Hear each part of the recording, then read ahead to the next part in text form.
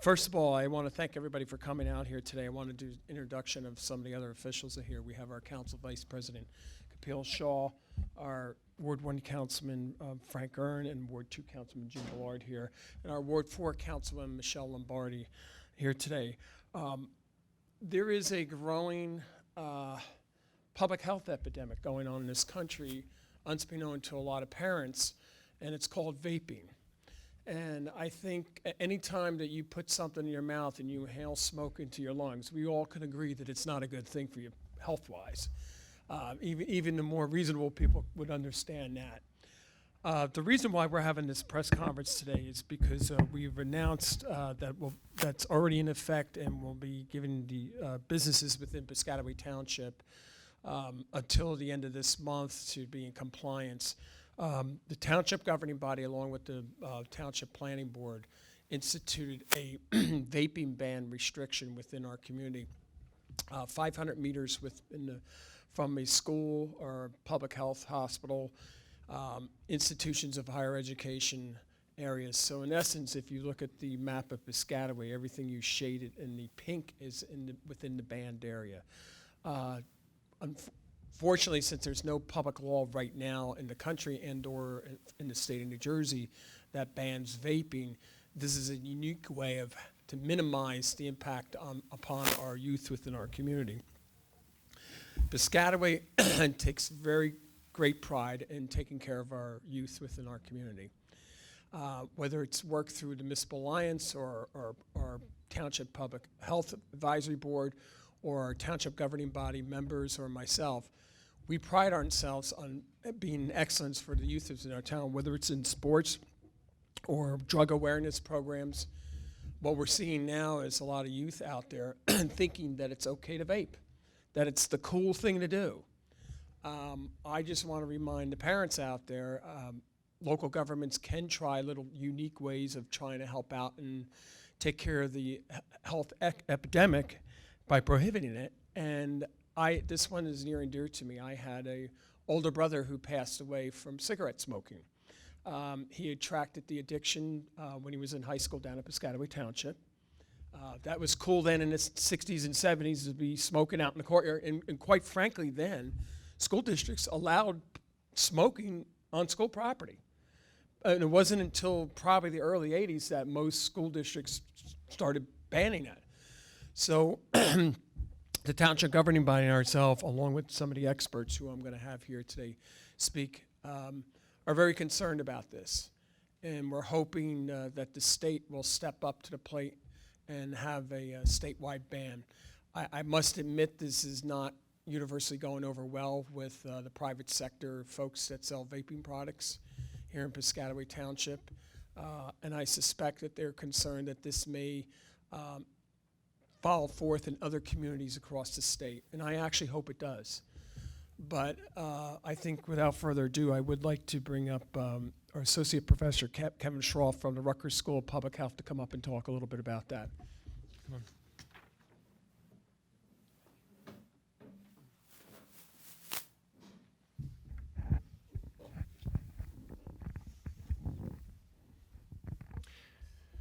Thank you very much. I'd like to thank Mayor Wahler and the Township Council for the opportunity to speak today. Ordinance 1929 is a sweeping retail density restriction on the sale of electronic cigarette products that will prohibit the sale of electronic cigarettes in most of Piscataway. I'd like to take a few minutes to describe the hazards associated with electronic cigarette use and potential benefits of this ordinance. First, I'm a professor at Rutgers' Center for Tobacco Studies, as well as the School for Public Health. Before joining Rutgers, I directed New York City Health Department's tobacco control policy team. In that role, I drafted a New York City law, not unlike this ordinance, that reduces the retail density of tobacco products and electronic cigarette retailers. In roughly 1 year, the number of licensed tobacco retailers in New York City declined by about 1,200, a reduction of more than 15%. Electronic cigarette vendors, which previously were not required to have a license, in many cases, opted against securing that license and selling electronic cigarettes because of the license requirement. Speaking about electronic cigarette use generally, over the past several years, electronic cigarette use among high school students has surged to unprecedented epidemic levels. Now 27% of high school students nationwide use them regularly. While many long-term health risks related to electronic cigarette use are still unknown, we are learning more every day, and here are some of the things that we do know. More than 5 million high school and middle school kids in the United States use electronic cigarettes regularly, a number that doubled over the last 2 years. Electronic cigarettes contain nicotine, a highly addictive drug.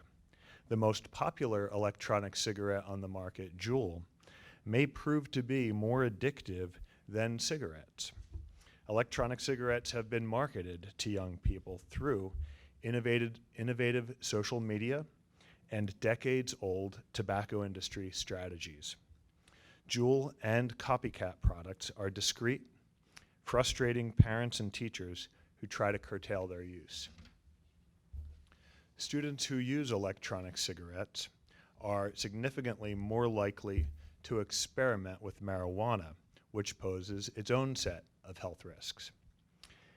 Vaping marijuana has been associated with more than 2,500 serious acute lung illnesses and more than 50 deaths just in the past 6 months.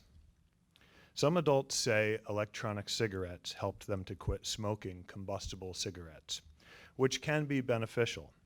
However, many people who use electronic cigarettes to quit smoking wind up using both electronic cigarettes and cigarettes, which may be even more hazardous than smoking cigarettes alone.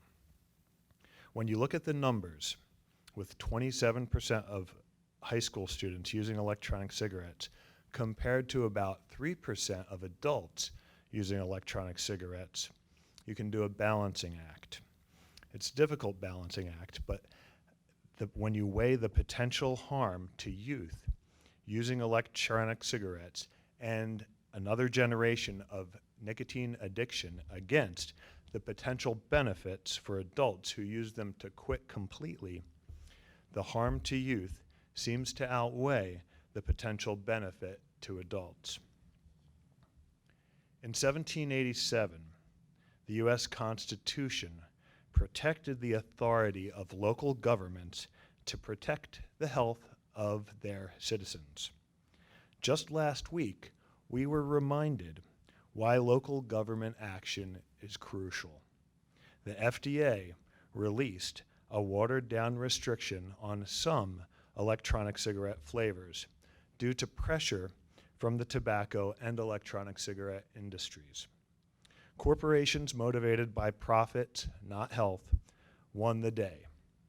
But the fight continues. Local governments are closer to their constituents and have greater freedom from the influence of special interests. This provides greater flexibility to experiment with novel, evidence-based solutions. When those solutions work, the success stories can influence policymaking on a national level.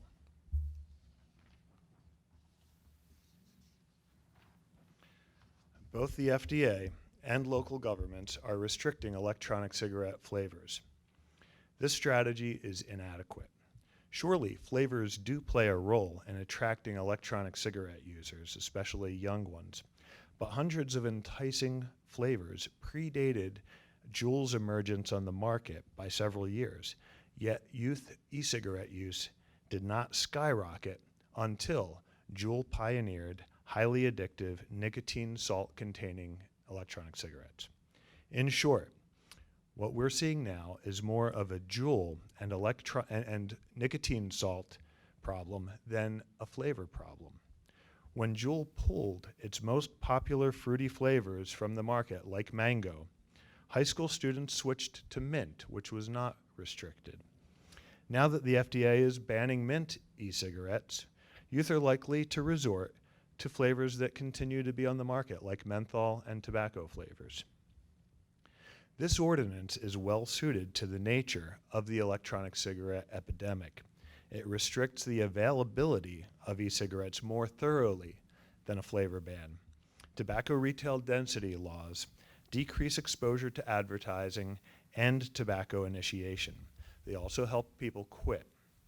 There is no reason to think that this will not hold true for e-cigarettes as well. Critics will say that people will buy e-cigarettes online or drive to neighboring towns. I have two responses to them, or a few responses. As council members, you are fulfilling your duty to protect the health of your constituents in a manner that is within your control. You should be commended for that. Every hurdle that increases the cost of e-cigarettes affects purchasing decisions and makes progress. And when I say cost, I'm not talking about the price, the monetary price, but the opportunity cost. If a person has to drive 10 minutes further to make a purchase, they might not make that trip, or they might do it less often. New FDA regulations encourage technology that blocks underage online purchases. These obstacles together won't stop all underage purchases of electronic cigarettes, but they make progress, which is important when preventing discrete sales may delay or prevent addiction.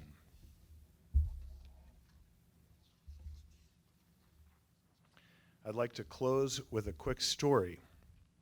Piscataway, New Jersey can be a leader in this area.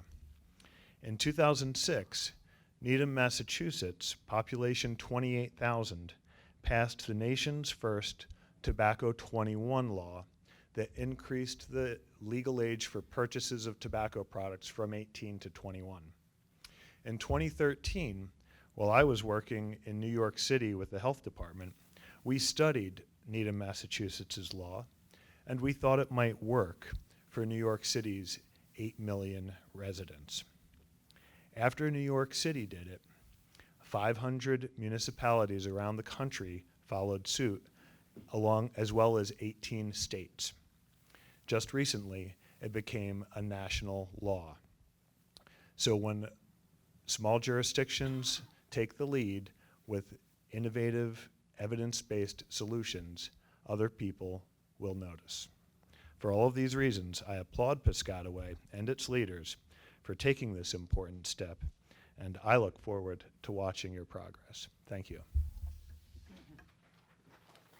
Thank you, Professor.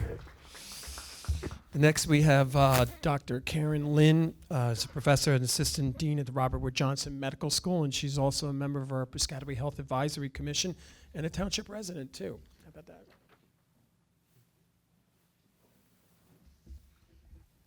Good afternoon. I'm Karen Lin. I am the professor from Family Medicine and Community Health Department of Rutgers University. And as Mayor said, I've been the resident in this township ever since I studied at Rutgers Graduate School and Medical School. And because I am a family doctor, that is in our duty not to just take care of a patient, and also we have the obligation to the community. And actually that ever since 2015, that our Piscataway Health Advisory Commission has been going to King School and to talk about tar war. And we talked to the fourth graders and about the risk of starting smoking, because we know by the time they are in high school, then it's too far gone. And besides giving them the talk, we also have poster contests with them. And in fact, the 2015, one of the middle school student from Piscataway won the national award. This is by the American Association of Family Physicians. And ever since then, we continue with this. And about 2 years ago, we start to mention about e-cigarette because we have seen that people utilize e-cigarette as a way of trying to quit smoking. But at the time, more of the things we talk about is the risk of catching fire and stuff like that, and never think about since 2019, there's a surge of the middle school and high school kids are using the e-cigarette. And as you heard previously, that by December 27, there's actually 2,500 more than that cases, and among them 55 deaths. And to be the surprise that more than half are the people younger than 25 years old. So this audience is really important to the young people and to give them, as you mentioned, that the more obstacles to the people, the better. Because every January, all the patients start a New Year resolution. It's either the diet or exercise or quitting smoking or quitting alcohol. And we all know how difficult it is. Over the years, we have used nicotine gums, the patches, different incentive to try to help people with quitting smoking. And we know that even just prescribed medication does not do the job. We need a whole community, the whole family to start. Sometimes if one of the spouse decides to quit but cannot face the other spouse who is smoking, so we always encourage them to quit together. And we also want to take care of their mental health in order to quit. And nowadays, with the young people, because they're not using just the nicotine in their e-cigarette. It's also many different chemicals. And to inhale that directly into the lung, that's why causing all those problems that we have a new name for it. It's EVALI, which is e-cigarette vaping associated lung injuries. This is the new diagnosis now. And so that I applaud the Piscataway to start this audience. And we know that our mayor always is very conscientious about the health. We enjoy working with mayor. We enjoy different kind of initiative starting from Piscataway. So looking forward to this to be in effect. And I brought some of the information in there. I also give Mr. Wicks the link. And so if there are people wants to have more information, one is to talk about what's the bottom line, because there are still some misnomer. They think that e-cigarette is helping people to quit smoking, but the problem is people are using other chemicals in the e-cigarette. And then there is also a website to help the teenager to quit vaping.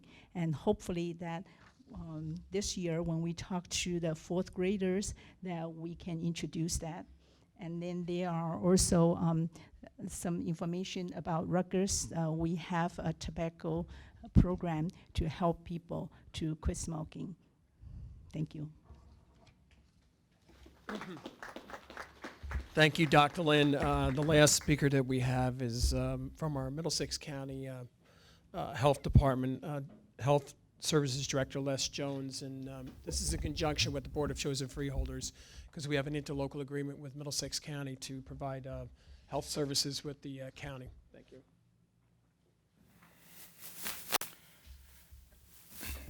Thank you for providing me the opportunity to speak this afternoon. I would like to commend Mayor Wahler and the council, the Piscataway Municipal Alliance, and the Piscataway Health Advisory Commission for their efforts and leadership in tobacco policy and community outreach. Over the past months, we have seen the potential dangers associated with vaping. As of December 27th, 2019, a total of 2,561 cases of hospitalized e-cigarette or vaping product use, associated lung injury, or deaths have been reported to the Centers for Disease Control from all 50 states, the District of Columbia, and the 2 U.S. territories of Puerto Rico and the U.S. Virgin Islands. Residents, health educators, and healthcare providers can access information about the current investigation, learn about the symptoms of lung injury, and find additional e-cigarette and vaping resources by visiting the Middlesex County Office of Health Services website at www.middlesexcountynj.gov. If you're concerned about your health after using an e-cigarette or vaping product, please contact your healthcare provider or call the Poison Control Center at 1-800-222-1222.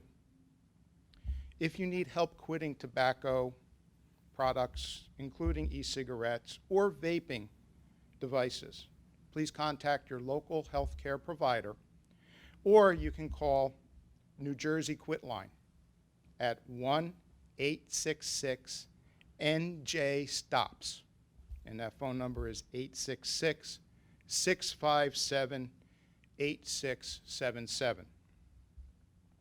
The Middlesex County Office of Health Services will continue to work with our municipalities, local hospitals, Rutgers University, the Coalition for Healthy Communities, the Chronic Disease Coalition of Middlesex and Union Counties, New Jersey Prevention Network, and the New Jersey Department of Health, and other stakeholders on established and new tobacco initiatives. Thank you. Thank you, Director Jones. At this time, I'll add one more item in there. The penalty for non-compliance is $250 for the first offense, $500 for the second offense, and $1,000 for every subsequent offense after that for businesses for non-compliance.